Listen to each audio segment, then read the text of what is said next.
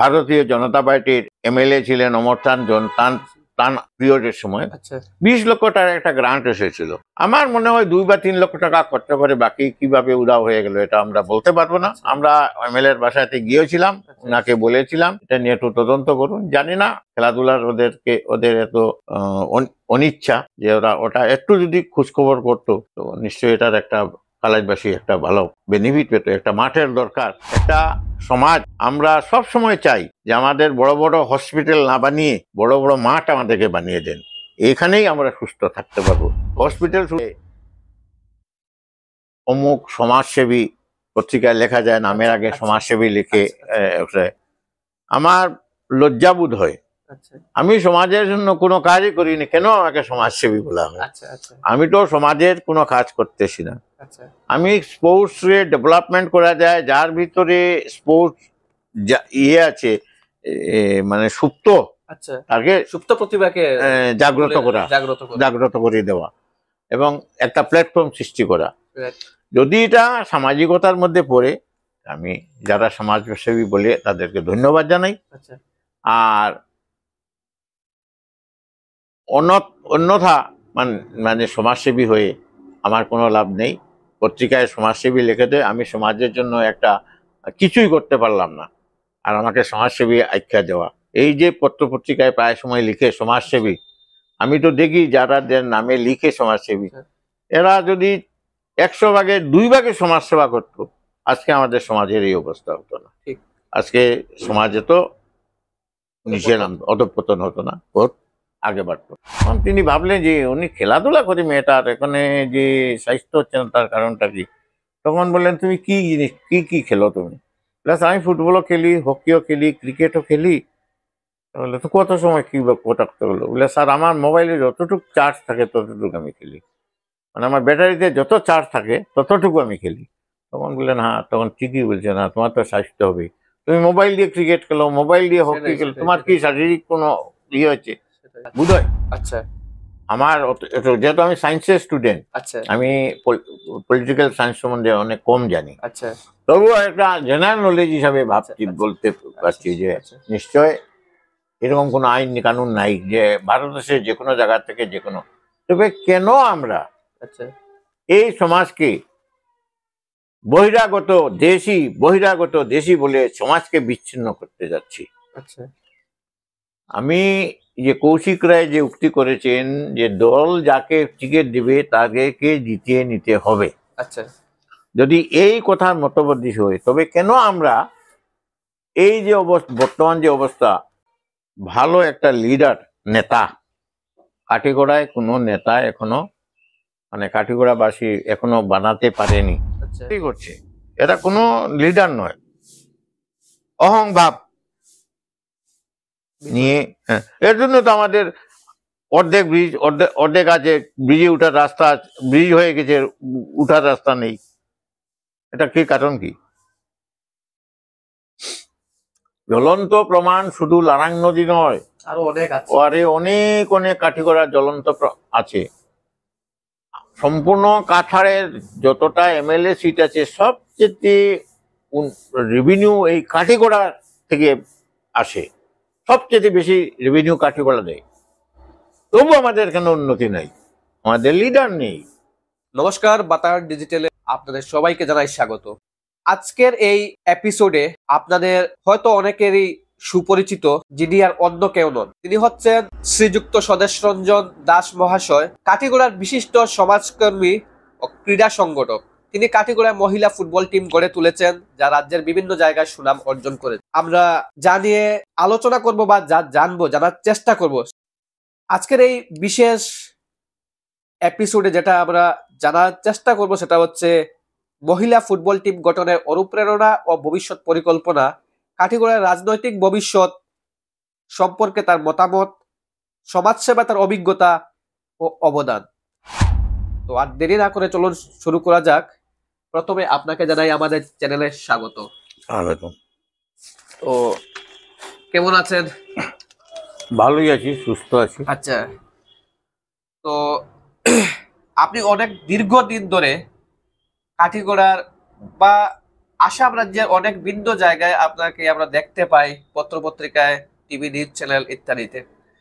তো বিশেষত আমরা যেটা আজকে কথা বলতে যাব, আপনাদেরকে জানতে যাব, সেটা হচ্ছে কাঠিগোড়ার ফুটবল টিম, যেটা নাকি আপনি এটার ফাউন্ডার বলা যায়। তো এ ব্যাপারে আপনার যেটা কোনো সময় হয়তো অনেক প্রবলেমের সম্মুখীন হতে হয়েছে, যেহেতু আমরা গ্রামাঞ্চল থেকে বসবাস করছি। অনেক জায়গায় দেখা যায় যে আমার মেয়েকে ফুটবল টিমে যেতে দেব না, এরকমও দেখা যায়, শোনা যায়। অনেকে বলছে না আমার মেয়েকে ফিল্ডে নামতে দেব না, অনেক ধরনের অনেক কথা আসে, কটূক্তি আসে। তো এই ক্ষেত্রে এই এত চ্যালেঞ্জের সম্মুখীন হয়ে আপনি কিভাবে আজকের দিনে দেখা যাচ্ছে যে রাজ্যের বিভিন্ন জায়গায় আপনার দল সুনাম অর্জন করছে, তো এই ব্যাপারে আপনার মতামত কি? দেখুন, আমরা খেলাধুলা নিয়ে আমার স্কুল লাইফ থেকে, কলেজ লাইফ থেকে খেলাধুলাকে আমি অত্যন্ত ভালোবাসি। আচ্ছা। আর এই খেলাধুলার কিভাবে আমরা যে সময় খেলাধুলা করতাম, তখন আমাদেরকে পথপ্রদর্শক ছিল না এই কাঠিগোড়ার, আচ্ছা আচ্ছা যে আমাদেরকে হাত ধরে নিয়ে বড় বড় প্ল্যাটফর্মে নিয়ে যাওয়া, সুযোগ সুবিধা করে দেওয়া, এরকম কোনো ব্যক্তি কাঠিগোড়ায় ছিল না। তার জন্য আমরা অনেক মার খেয়েছি। অনেক অনেক ছেলেরা যারা ভালো ভালো ফুটবল খেলতো, ভালো ভালো ক্রিকেট খেলতো, ভালো ভালো অ্যাথলেটিক খেলতো, এদেরকে শহরমুখী করার জন্য কোনো লোক ছিল না। যেহেতু আমি মেঘালয় সরকারের অধীনে কিছুদিন চাকরি করেছিলাম, তারপর একটা অ্যাক্সিডেন্ট হয়ে গিয়েছিল, রাজনৈতিক অ্যাক্সিডেন্ট হয়ে গিয়েছিল। সেই অ্যাক্সিডেন্টের পর থেকে আমি বাসায় বসে থাকি। কিন্তু আমার মনে মনে এটাই ইচ্ছা ছিল যে আমরা যাক রিটায়ারমেন্ট হওয়ার পরে এসে করব, কিন্তু ভগবান এর আগেই আমাকে রিটায়ারমেন্ট করে দিলেন। এই কাজ ছাড়ে আমি আমার বাসায় এসে কিভাবে আমাদের গ্রামের ছেলেগুলোকে সংঘবদ্ধ করা যায়, কিভাবে বাচ্চাগুলাকে খেলাধুলায় উন্নতি করা যায়, এবং খেলাধুলায় কিভাবে জাতীয় স্তরে, রাজ্য স্তরে, জেলা স্তরে খেলানো যায়, সেসব নিয়ে আমি যখন চিন্তাধারা করলাম, তখন দেখলাম আমাদের যে ডিস্ট্রিক্ট স্পোর্টস অ্যাসোসিয়েশন আছে, ওর সাথে আমাদের সম্পর্ক করতে হবে। কিন্তু আমি অনেক দিন গিয়েছি, অনেক আমাদের ডিস্ট্রিক্ট স্পোর্টস অ্যাসোসিয়েশনের কর্মকর্তাদের সঙ্গে, ওরা আমাদিগকে কোনোরূপ প্রবেশ করার রাস্তা দিতে চায়নি। এখানে ভিতরে অনেক রাজনীতি আছে, সেটা আমরা প্রথমে বাইরে থেকে বুঝতে পারছিলাম না। তাই আমরা ছেলেরা আমাদের আসাম তথা কাছাড় বরাকভ্যালিতে ছেলেদের অনেক অনেক ফুটবল খেলা হোক, খেলাধুলার অনেক চলার মাধ্যম আছে। কিন্তু মেয়েদের, তখন দেখলাম যে আমরা একটা সাময়িক প্রচন্ড মেয়েদের ফুটবল কাছাড়ে আরম্ভ হয়েছিল, তখনই ভাবলাম এই মেয়েদেরকে ধরেই আমরা ডিস্ট্রিক্ট স্পোর্টস অ্যাসোসিয়েশনে যেতে হবে। আমাদের ডিস্ট্রিক্ট স্পোর্টস অ্যাসোসিয়েশনের প্রথম আমরা তার উইকনেস কি আছে তা খুঁজতে চেষ্টা করলাম। আচ্ছা উইকনেস হয়েছে ওরা গড়া মানুষ, খেলাধুলায় যাদেরকে অন্যরা গড়িয়ে দেয় সংগঠকরা, ওদেরকে নিয়ে এরা খেলাধুলা করতে চায়। ওরা নিজস্ব কোনো খেলাধুলা করতে চায় না, যেমন নিজস্ব টিম বানানো চায় না।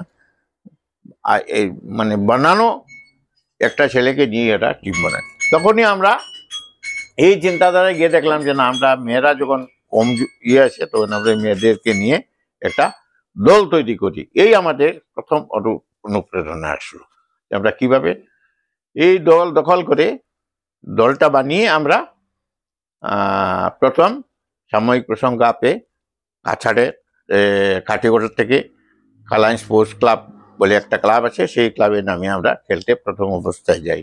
তাও এরপরে আমরা প্রথম গিয়ে যখন আমরা রানার্স আপ হয়ে গেলাম, তারপর আমাদেরকে আর পিছনে ফিরিয়ে থাকতে হলো না, আমরা ডে বাই ডে চলতে গেলাম। কিন্তু তখন আমি মনে মনে ভাবলাম যে শুধু মেয়েদেরকে দিয়ে যদি খালি খেলাধুলাই করাই, মেয়েদেরকে কোনো কিছু নাই। তাই আমি প্রত্যেক মেয়েকে বললাম যে তোমরা খেলাধুলা করো, খেলাধুলার সাথে লেখাপড়া, অন্ততপক্ষে ন্যূনতম মেট্রিকটা পাস করতে হবে, HSLC পাস করতে হবে। তখনই তোমরা অন্যান্য মেয়েদের দিকে তোমাদের যে ফিটনেস থাকবে, সেই ফিটনেসের উপরে তোমরা পুলিশ বিভাগে হোক, আর্মি বিভাগে হোক চাকরি পেয়ে যাবে। আর এটাই একটা ডিপার্টমেন্ট তখনও আছে যেখানে মানে শারীরিক মাধ্যম দ্বারা চাকরি পাওয়া অত্যন্ত সহজ উপলব্ধি। তখনই আমি কিছু মেয়েদেরকে ওই ট্রেনিং দিয়েছি, খেলা মানে ওইগুলা খেলাধুলার সাথে সাথে আমরা কিভাবে চাকরি পাওয়ার কিছু আছে, কিছু লোকের কাছ থেকে নলেজ নিয়ে এগুলা করে আমরা বেশ 4-5টা মেয়েরা আমাদের এখান থেকে পুলিশ বিভাগে এবং আর্মি বিভাগে চাকরি পেয়ে যায়। তারপর থেকে সমাজের প্রতি আমাদের একটা ইনফ্লুয়েন্স আসলো যে শুধু খেলাধুলা নয়, পড়াশোনা থেকে আমরা তাদেরকে ইনফ্লুয়েন্স দেই যে পড়াশোনা করো, খালি শুধু খেলাধুলা করলে চলবে না, পড়াশোনাও রাখতে হবে এবং তার সঙ্গে চাকরির একটা ব্যবস্থা করে দিতে হবে। এই যে আমরা 3টা জিনিসের উপর চিন্তাধারা নিয়ে মেয়েদের খালি মেয়েদের নয়, আমরা ছেলেদেরও টিম আছে, ডিস্ট্রিক্ট স্পোর্টস অ্যাসোসিয়েশনে আমাদের ছেলেরাও খেলে। যখন দেখলাম যে আমরা এটা অত্যন্ত বড় হয়ে যায় এসব জিনিস নিয়ে আলোচনা, যে ভাই যদি সময় থাকতো আরো কিছু বলতাম। আচ্ছা, তো বলুন। এইভাবেই এই 3টা জিনিসের উপর ডিপেন্ড করে পড়াশোনা করতে হবে, খেলাধুলা করতে হবে এবং চাকরি করতে হবে। চাকরির ব্যবস্থা আমরা কিছু কিছু লাইন দেখিয়ে দিয়ে ওইভাবে আমরা কম্পিটিশন করে চাকরিটা পেয়ে গেছে। 4-5টা মেয়ে চাকরি করে পুলিশ ডিপার্টমেন্টে আমাদের এই কাটাইল স্পোর্টস অ্যাসোসিয়েশনের আন্ডারে খেলাধুলা করে। তো আপনার থেকে যেটা বুঝতে পারলাম যে আপনার অবদানে অনেক কিছু হয়েছে, অনেক ছেলেমেয়েরা চাকরি পেয়েছে আপনার নেতৃত্বাধীন। তো সর্বোপরি এটাই বোঝা যায় যে শুধু খেলা নয়, খেলার পাশাপাশি পড়াশোনাও এগিয়ে নিয়ে যেতে হবে, তাহলে কোনো এক সময় সফলতা অর্জন করতে পারবে। তো এ নিয়ে আপনার ভবিষ্যৎ পরিকল্পনা কি, যেভাবে বর্তমানে আছেন, বা ভবিষ্যতে কোনো ধরনের স্পোর্টস একাডেমি বা কোনো কিছু এখনো আমাদের অঞ্চলে মানে এই ধরনের কোনো কিছু নেই? ঠিক আছে, ক্লাব আছে, ঠিক আছে, আপনার নেতৃত্ব করছেন, অনেক ভালো কাজ করছে, কিন্তু এর সাথে কোনো স্পোর্টস একাডেমি বা এই ধরনের কিছু আমাদের অঞ্চলে নেই। দেখুন, একাডেমি যে জিনিসটা আছে, এই জিনিসটা করতে হলে সবচেয়ে প্রথম যে আমাদের যে জিনিসটার অভাব, সেই অভাব আমাদের কাটিগড়ায় অত্যন্ত বেশি। আচ্ছা, একাডেমির একটা নিজস্ব মাঠ থাকতে হয়। আচ্ছা, আমাদের এখানে আমাদের নিজস্ব একাডেমি যদি আমি খুলিও, একাডেমি কোনো মাঠ নেই, একটা উন্নত মানের মাঠ নেই। আচ্ছা, কিন্তু আমরা দেখি প্রায় সময় সরকার 10 লক্ষ, 20 লক্ষ, 30 লক্ষ ফিল্ডের জন্য গ্রান্ট দেয়। জানি না ওটা কোথায় কিভাবে উদাও হয়ে যায়, এটা আমরা তো ইয়ে করি না, কিন্তু বলাশোনা করলে বলে না এটা হবে হবে। ওই কিছুদিন পূর্বে আমাদের কালাইন যে একটা মাঠ আছে, কালাইন এমবি স্কুলের মাঠ বলে এটাকে, এটা আমরা সবাই ইউজ করি, খেলাধুলা করি, যার যে সময় যে কোনো জিনিস ইউজ করে নেই এটাকে। কিন্তু এই মাঠের জন্য আজ থেকে 5-7 বছর আগে আমাদের ভারতীয় জনতা পার্টির MLA ছিলেন অমর তান পিরিয়ডের সময় 20 লক্ষ টাকার একটা গ্রান্ট এসেছিল। আমার মনে হয় 2 বা 3 লক্ষ টাকা খরচ করে বাকি কিভাবে উদাও হয়ে গেল এটা আমরা বলতে পারবো না। আমরা MLA এর বাসাতে গিয়েছিলাম, ওনাকে বলেছিলাম এটা নিয়ে একটু তদন্ত করুন। জানি না খেলাধুলার ওদের এত অনিচ্ছা যে ওটা একটু যদি খোঁজখবর করতো তো নিশ্চয়ই এটার একটা কালাইবাসী একটা ভালো বেনিফিট পেত। একটা মাঠের দরকার, একটা সমাজ। আমরা সব সময় চাই যে আমাদের বড় বড় হসপিটাল না বানিয়ে বড় বড় মাঠ আমাদেরকে বানিয়ে দেন, এখানেই আমরা সুস্থ থাকতে পারবো। হসপিটাল শুধু রুগীদের সুস্থ থাকবো, কিন্তু একটা মানুষের সমাজের জন্য একটা মাঠ অত্যন্ত জরুরি। হসপিটাল না বানিয়ে একটা মাঠ বানিয়ে দেন, প্রত্যেকটা গ্রামে ছোট ছোট মাঠ বানিয়ে দেন। সরকারকে বলবো যে দেখবেন রোগ কমে আসছে। মাঠের দরকার, আমাদের হসপিটালের দরকার নয়। হসপিটাল তো আছে, হসপিটাল হবে তো, কিন্তু প্রত্যেকটি গ্রামে ছোট ছোট একটা মাঠের দরকার। এটা আমাদের সরকার যখন করবে তখন এই রোগের সৃষ্টি কম হবে। তো প্রিয় দর্শক, ওনার বক্তব্য যেটা আমরা বুঝলাম এখন, যে আমাদের মাঠ খুবই প্রয়োজন, যেহেতু আমরা অসুস্থ হওয়ার পর আমাদেরকে হসপিটালাইজড হতে হয়, কিন্তু তার পূর্বে যদি আমরা মাঠে গিয়ে যদি ফিজিক্যাল এক্সারসাইজ করি, তাহলে আমাদের এক কথায় বলতে আমি প্রি ডিজিজ প্রিভেন্টিভ মেশার আমি মেনটেন করতে পারবো যদি আমি ফিজিক্যালি ফিট থাকি, তাহলে আমাদের এই হসপিটালাইজ হতে হবে না। যখনই আমি ফিজিক্যালি ফিট থাকবো না, প্রথম থেকে যদি প্রিকশন নিয়েছি ক্যাপচার্ড হয়ে যাব, আমাকে আকর্ষণ করবে রূপ। এটাই তো। আচ্ছা, তো বর্তমানে অনেক ছেলেমেয়েরা আপনার আওতায় থাকা অনেক ছেলেমেয়েরা চাকরি পাচ্ছে, তো আপনার মতে এটা কি খেলাধুলার প্রতি আগ্রহ বাড়াচ্ছে? যেহেতু অনেক ছেলেমেয়েরা চাকরি পাচ্ছে আপনার দলের থেকে অনেক আমরা দেখতে পাচ্ছি, দেখুন এটা নিয়ে মানে একের মানে অপরের মানে যেটা ইচ্ছা সেটা। দেখুন, আমরা যখন প্রথম মেয়েদের ফুটবল নিয়ে আরম্ভ করলাম, আমার সাথে দিগেশ দাস, আচ্ছা, আমি, পিন্টু শীল, এইরকম কয়েকজন মানুষ আমাকে অনেক সাহায্য করেছে। সাহায্য করার পর আমরা যখন মেয়েদের ফুটবল নিয়ে নাও, আমাদের সমাজটাও এত নিকৃষ্ট যে এরা যে কোনো জিনিস মানে এটা নিয়ে প্রতিক্রিয়া সৃষ্টি করার মতো পরিবেশ তাড়াতাড়ি বানিয়ে নিতে পারে। আর আমার কথা হলো, যখনই আমি কোনো ভালো রাস্তায় চলতে থাকবো, তখন যদি আমার পিছনে সমালোচক থাকে, তখন আমি এটা বুঝতে পারবো যে না, আমি সঠিক পথেই যাচ্ছি।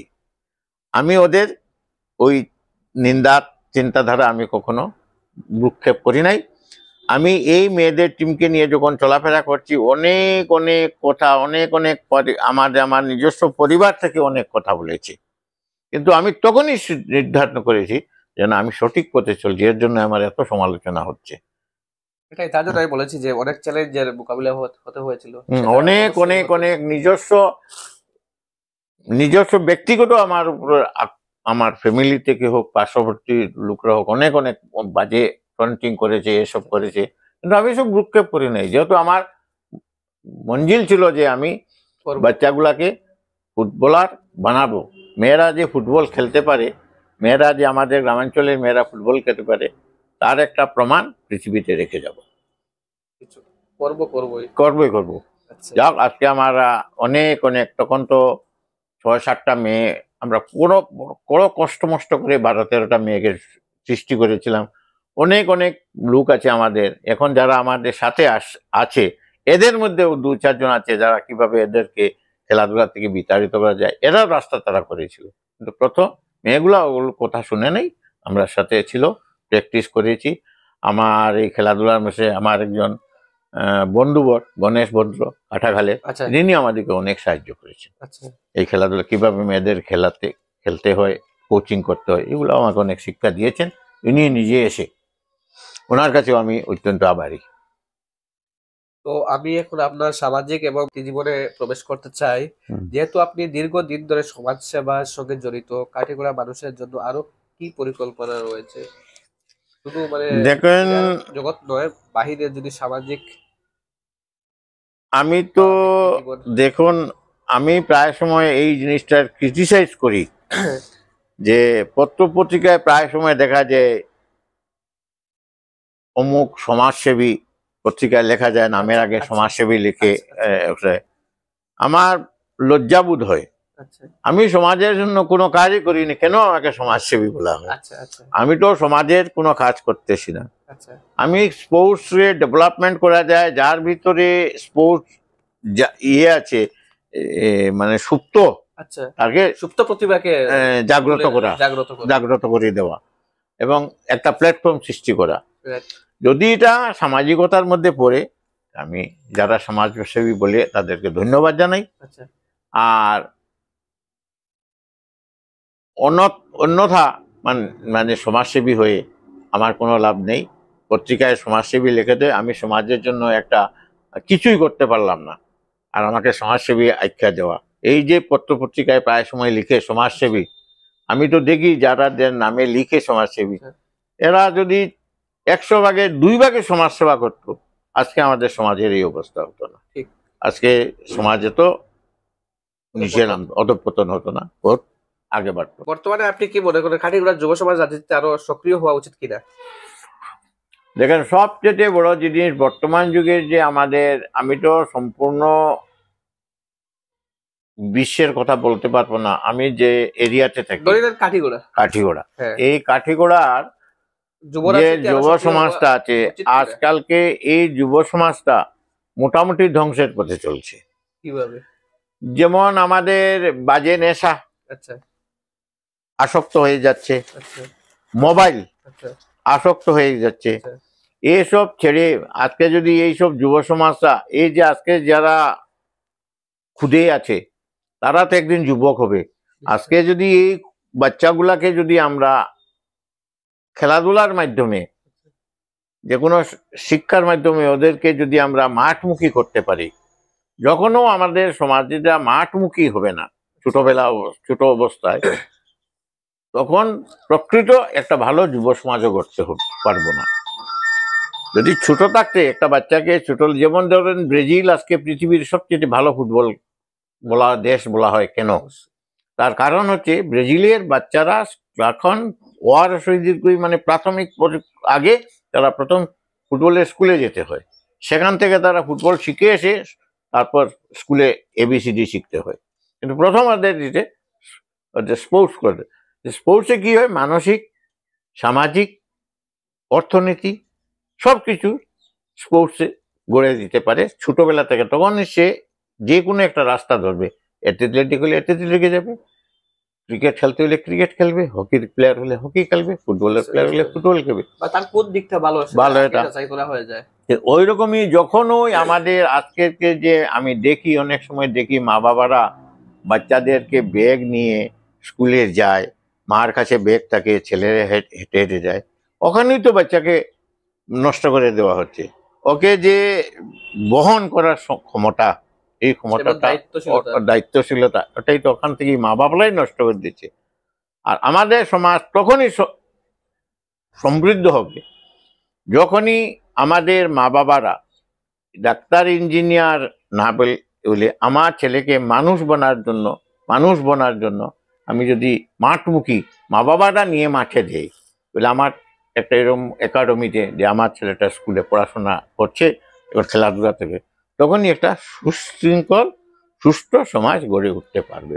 অন্যথায় যুব সমাজ, আমাদের যে বর্তমান যে যুব সমাজ, প্রায় ধ্বংসের পথে।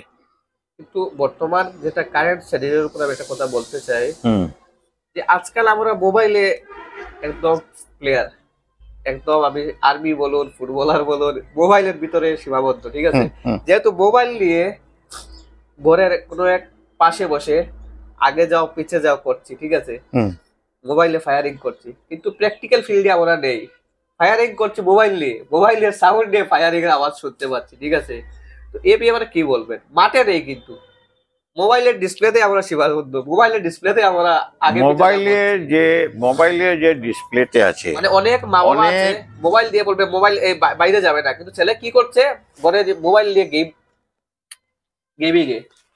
অনেক ছেলে মেয়ে আছে, অনেক মা বাবারা বলছে যে মোবাইল দিয়ে না। মোবাইলের মধ্যে, মোবাইল তো এত বাজে জিনিস নয় যে মোবাইল আমি বলছি অচ্যুত, এরকম কোনো কথা বলছি। মোবাইলের মধ্যে সুপার, এই যে মোবাইলের মধ্যে আছে, মোবাইলের মধ্যে যে সব খেলাধুলা দেখায়, যেমন আমিও মোবাইল দেখি, আমি কি জিনিস দেখি, হাউ কোচ দ্য ফুটবল, ফুটবলকে কিভাবে আমি বাচ্চাদিকে শেখাবো, তার কোচিং সেন্টার থেকে আমি মোবাইল ঢুকে কোচিং আনি। তো mobile is good for me. ওইসব জিনিস যদি বাচ্চাগুলা, যে আমি আজকে ফুটবল খেলছি, আমি আজকে ক্রিকেট খেলছি, আজকে আমি হকি খেলছি, আমি হকির খেলাধুলা কিভাবে মানে সিনিয়র প্লেয়াররা খেলে, কিভাবে ন্যাশনাল প্লেয়াররা খেলে, ইন্টারন্যাশনাল প্লেয়ার, ওইগুলা যদি অভ্যাস করো তো কিন্তু লাভ হবে। Mobile is a good for society. না, আমি যেটা বললাম, আমি দেখাটা বলছি না, মোবাইলে গেম খেলাটা বলছি। ঠিক আছে, আজকাল পাবজি এই সেই ইত্যাদি খেলা আছে, এসব তো দেখা উচিত না, এটা তো মা বাবার দোষ। এরা মা বাবারা ওই সময়টা যদি পাবজি না খেলে, যদি ওই সময়টা যদি মা বাবা একটু চেক নিত এবং মাঠে নিয়ে যেত, আজকে মাঠে নিয়ে যেত নিজে। এর জন্য একটা ছোট একটা গল্প আমি আপনাকে বলি। অবশ্যই বলুন। আমি এই মোবাইলে আমি দেখেছি। আচ্ছা আচ্ছা। কোনো এক মেয়ে ডাক্তারের কাছে গিয়েছিল, গিয়ে বলেছিল, স্যার আমার স্বাস্থ্যটা কেন হয় না।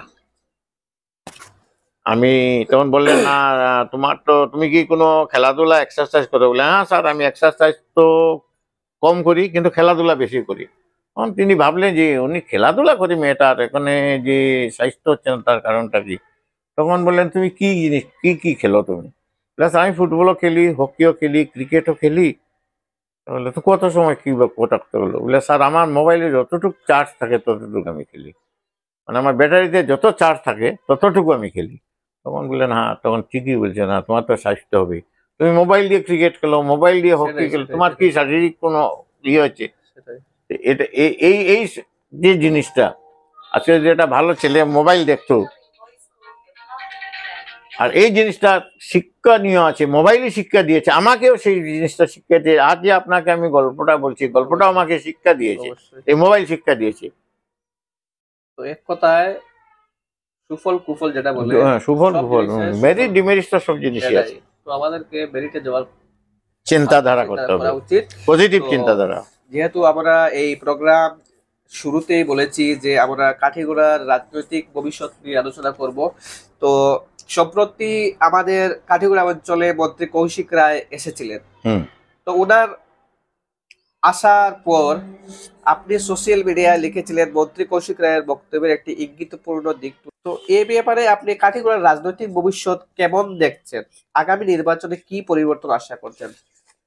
এবং দেখেন, আপনার এই ফেসবুকে যেটা আপনি পোস্ট করেছিলেন, লিখেছিলেন মন্ত্রীর ব্যাপারে, আমি একটাই বলে বলে মানে আমাদের একটাই, আমরা যখন বিজেপির চিন্তাধারা করি, আমরা আচ্ছা। বিজেপির যে সময় হ্যাঁ, চিন্তা, দল যাকে না এই ধরনের- দলতে, এটা আমি পরে বলছি, আচ্ছা যে আমরা ইন্ডিয়ান, ভারতীয়। আচ্ছা আমাদের সংবিধানে আছে ভারতের যে কোনো মানুষ যে কোনো জায়গা থেকে ইলেকশন খেলতে হবে, এটা কোনো বাধা দিতে নেই, আচ্ছা বুঝয়। আচ্ছা আমার যেহেতু আমি সায়েন্সের স্টুডেন্ট, আচ্ছা আমি পলিটিক্যাল সায়েন্স সম্বন্ধে অনেক কম জানি, আচ্ছা তবুও একটা জেনারেল নলেজ হিসাবে ভাবছি, আচ্ছা, বলতে পারছি যে আচ্ছা নিশ্চয় এরকম কোনো আইন কানুন নাই যে ভারতবর্ষের যে কোনো জায়গা থেকে যে কোনো। তবে কেন আমরা আচ্ছা এই সমাজকে বহিরাগত দেশি বলে সমাজকে বিচ্ছিন্ন করতে যাচ্ছি? আচ্ছা আমি যে কৌশিক রায় যে উক্তি করেছেন যে দল যাকে টিকিট দিবে তাকে জিতিয়ে নিতে হবে, আচ্ছা যদি এই কথার মতবর্তী হয়, তবে কেন আমরা এই যে বর্তমান যে অবস্থা, এটার জন্য কেন আমরা, প্রায় সময় তো আমি কিছুদিন রাজনীতির অঙ্গাঙ্গিভাবে জড়িত ছিলাম, আচ্ছা 91 পর্যন্ত কিছু রাজনীতির সঙ্গে জড়িত ছিলাম, বড় বড় লিডারদের সাথেও ছিলাম, ওদের দেখেছি। আচ্ছা এই পরিপ্রেক্ষিতে মানে আমি বলতে চাইছি হ্যাঁ। যে সমাজকে আজকে হিন্দু সমাজ যেভাবে বিভক্ত হয়েছে, আচ্ছা ঠিক এইভাবে বিজেপিকেও বিভক্ত করা হচ্ছে, দেশীয় এবং দলীয়। যদি রাজনীতিবিদ কোনো রাজনীতিতে বিজেপির টিকিট যদি যে কোনো ব্যক্তিকে দেয়, ওকে তো আমাদের জিতিয়ে আনতে হবে। অবশ্যই এই কথাটাই আমি এখানে বলছি। আমি তো অন্য কোনো কাউকে সাপোর্ট করিনি, বলে অমুকে সাপোর্ট করেছি, অমুকে সাপোর্ট। দল যাকে টিকিট দিবে, আমরা দলীয় সবাই ওকে দিব, আমরা একমত। তখন বুঝি এটা একটা সাংগঠনিক শক্তি আছে। আর সংগঠনে আমাকে এমএলএতে নমিনেশন দিয়ে দিল, আর কিছু দল সঙ্গ ছেড়ে চলে গেল, আমি পেলাম না। এইসব স্বার্থান্বেষী দলরা যারা দল থেকে বেরিয়ে যাবে, ওদেরকে চিরদিনের জন্য বের করে দেওয়া উচিত, আবার এদেরকে ডেকে এনে দলে রাখা উচিত নয়। আমি ওই কথাটাই বলছিলাম। গত এমএলএ ইলেকশনে মন্ত্রী রায় তিনি কাঠিগোড়ার প্রতিযোগিতা করেছিলেন এবং ওনার যেটাও সফল হয়নি। সোশ্যাল মিডিয়ায়, সামাজিক মাধ্যমে দেখতে পাচ্ছি যে আরো একজন মন্ত্রী আমাদের কাঠিগোড়ায় প্রবেশের প্রচেষ্টা নিচ্ছেন। আরেকজন ঠিক আছে, আমি বলে বললাম। আচ্ছা, এই জায়গায় আপনার প্রতিক্রিয়া কি? আপনি স্বাধীনভাবে কাকে সাপোর্ট করবে?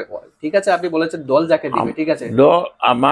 আমরা তো যেহেতু দেখা গেছে দল যাকে দিয়েছিল আগের এমএলএ বুটে বিজেপির প্রতিদ্বন্দ্বিতা ছিলেন মন্ত্রী রায়, তো রায়ও সফলতা এখানে অর্জন করতে পারেননি। তো বর্তমানে আগামী এমএলএ ইলেকশনে আপনি কি কি বলবেন এখানে আপনার কি দেখেন, একটা আমার বক্তব্যের উপরে বা আমার মন্তব্যের উপরে এটা কোনো প্রতিক্রিয়া হবে না, যেহেতু আমি কোনো লিডারও নই আর কোনো রাজনৈতিক দলের সঙ্গে আমার সম্পর্ক নেই, প্রতিক্রিয়া হবে না। আচ্ছা দেখেন, আজকে যে বিজেপি দল আছে, আচ্ছা এ দলের মধ্যে অনেক অনেক স্বার্থান্বেষী লোক আছে, তার নিজস্ব স্বার্থ নিয়ে কাজ করার জন্য এই দলে এসেছে। আচ্ছা যখনই তার স্বার্থের আঘাত আসবে আচ্ছা তখনই সে দল ত্যাগ করবে। আচ্ছা যখনই স্বার্থ না থাকবে, নিঃস্বার্থ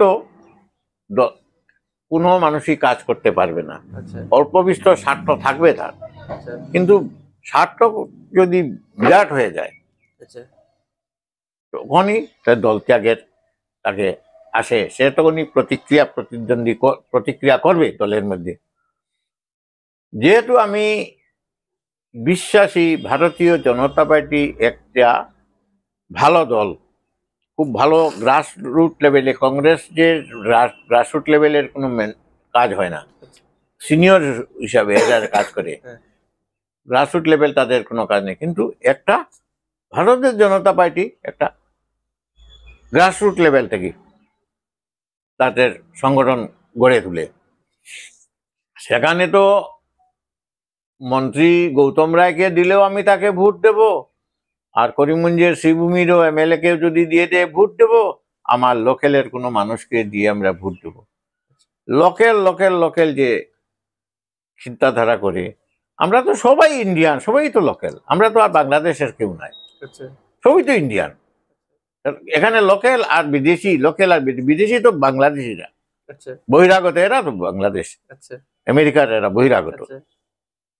এখানে এই যে কোয়েশ্চেন করে আমাদের মধ্যে যে বিজেপির মধ্যে যে মানে বিভাজন করতেছে, এটা ঠিক নয়।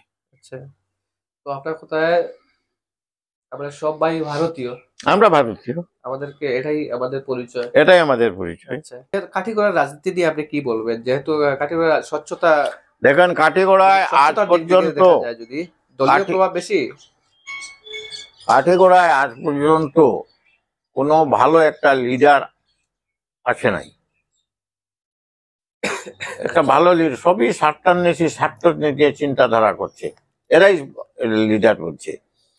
নিজস্ব ব্যক্তিগত পকেট কিভাবে গরম হয়, নিজস্ব ব্যক্তিগত সম্পত্তি কিভাবে বাড়ানো যায়, লিডার যারা এরা জনগণের চিন্তা করে, জনগণ লিডারের চিন্তা করে। এখানে আপনি একটু বুঝতেই পারছেন যে বর্তমানে কি অবস্থায় আমরা আছি। তো কাঠিগড়ার উন্নয়নের সবচেয়ে গুরুত্বপূর্ণ সমস্যা কি এবং আপনি কিভাবে সমাধান দেখছেন আপনার প্রেক্ষাপটে? কাঠিগড়ায় অনেক আছে, আমাদের সবচেয়ে ভালো একটা লিডারের দরকার। আচ্ছা, ভালো একটা লিডার, নেতা। কাঠিগড়ায় কোনো নেতা এখনো মানে কাঠিগড়াবাসী এখনো বানাতে পারেনি। আচ্ছা, আর যারা বানার চেষ্টা করে তাদের মধ্যে নিশ্চয়ই কোনো গাফিলতি আছে, আচ্ছা, যার জন্য এসব লিডারকে একে অপরকে মানে সহন করতে পারছে না, একে অন্যকে সহনযোগ্য নয় এদের মধ্যে। আমাদের ভবিষ্যৎ আরো বোধহয় আমার মনে হয় আরো 2-3 এমএলএ আমরা বাহির থেকে খেলতে হবে, কারণ আমাদের এখানে লিডার তো গড়ছে না।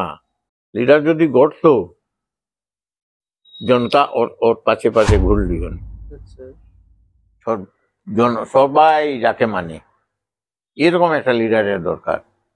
কালাইন বিহারাকে মানছে না, বিহারা জলপুরকে মানছে না।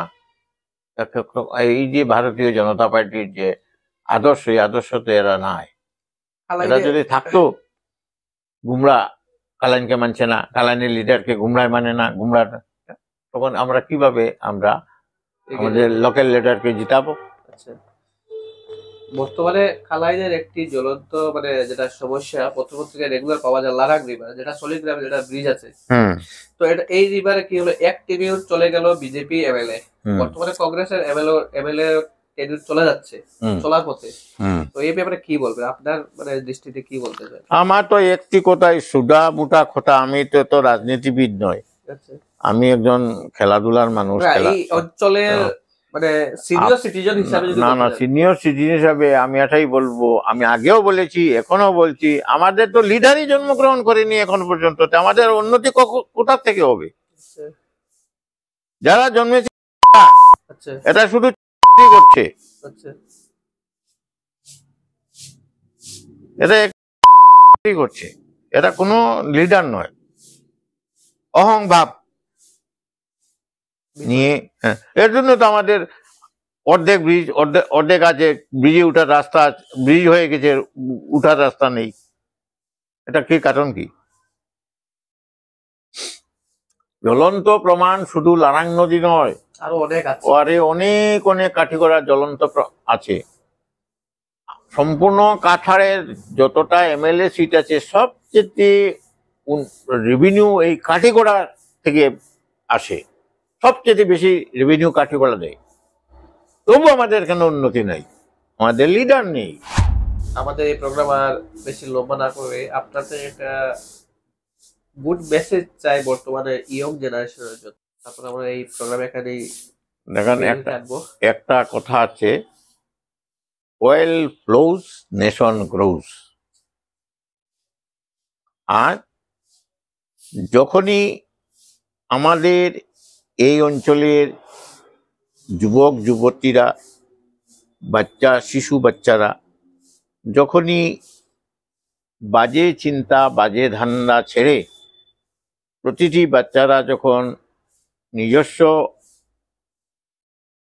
চিন্তাধারায় কিভাবে আমাকে সমাজের সঙ্গে বাড়তে হবে, কিভাবে আজকের যে অবস্থা দেখুন, সবই মা বাবারা চায় তার ছেলেকে ইঞ্জিনিয়ার বানাতে, সবই চায় আমার ছেলেটা ডক্টর বানো, তো এটা তো সম্ভব নয়। ওই সবকে আমি এটাই মেসেজ দিতেছি, সব জিনিস নিজস্ব ক্রাইটেরিয়ার মধ্যে রেখে সুন্দরভাবে যুব সমাজকে বাচ্চা থেকে গড়ে তুলুন, বাচ্চা থেকে পরিবারকে গড়ে তুলুন, বাচ্চাগুলাকে সৎভাবী করুন। হ্যাঁ, বাচ্চাগুলো সু কথা বলুন, কথা শোনান, তখনই দেখবেন সমাজের উন্নতি আসছে। পোস্টার প্রোগ্রাম বানিয়ে কোনো জাতি উঠানো যায় না। যত সময় পর্যন্ত মা বাবারা সংঘবদ্ধ না হবে, মা বাবারা চিন্তাধারা না করবে, তত সময় কোনো পোস্টারিং করে রাস্তায় লিখে কোটি কোটি টাকা খরচ করে কোনো প্রোগ্রামই সুন্দর সুস্থ হবে না। নিজে জিনিসটা আপনাতে লাগবে।